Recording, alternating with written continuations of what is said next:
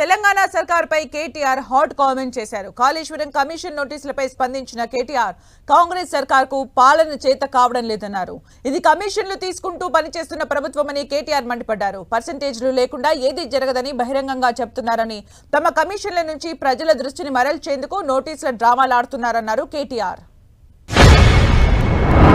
Congress party మంత్రులే ఈ ప్రభుత్వంలో కమిషన్లు లేంది, పైసలు లేంది, పర్సెంటేజీలు లేంది ఏది జరగదు అని నిష్కర్షగా ఇవాళ బహిరంగ వేదికల మీదే చెప్తా ఉంటే ఏం చేయాలనో తెలవక దిక్కుదోచక తమ కమిషన్ల నుంచి ప్రజల దృష్టి మలచడానికే ఇవాళ కమిషన్లని దానికేదో నోటీసులని ఈ ప్రభుత్వం డ్రామా చేస్తారు. ఎస్ఎల్బీసీ టనల్ కూలి 8 మంది చచ్చిపోయి 3 నెలలు అవుతా ఉంది. రేపటితో 3 నెలలు నిండుతుంది.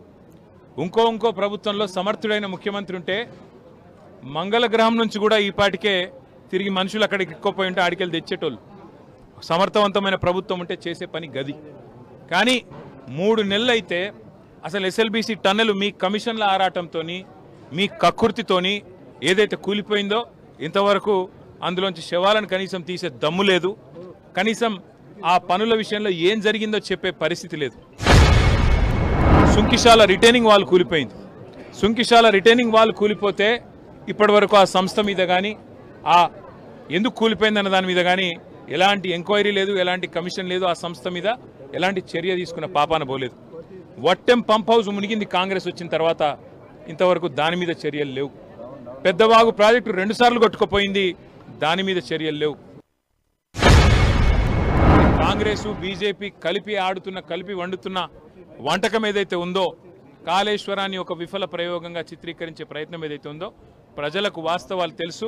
మాకు ఈ దేశంలోని చట్టాల మీద, న్యాయ వ్యవస్థ మీద మాకు సంపూర్ణమైన విశ్వాసం ఉంది. తప్పకుండా ఈ ప్రభుత్వాన్ని మాత్రం తప్పించుకుందామనే ప్రయత్నం చేస్తూ ఉన్నారు.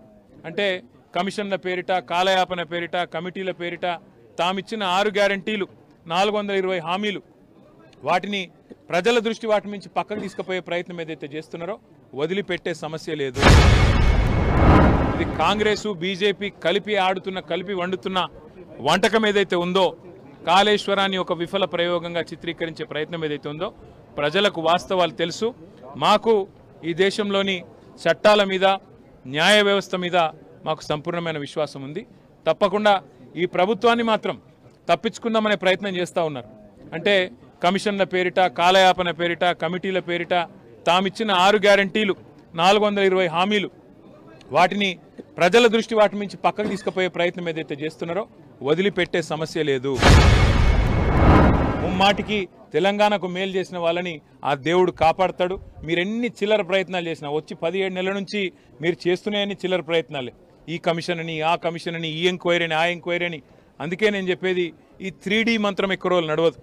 ఈ డిసెప్షన్, డిస్ట్రక్షన్, డిస్ట్రాక్షన్ అనే మీ ఆలోచన ఏదైతే ఉందో ఎక్కువ రోజులు నడవదు.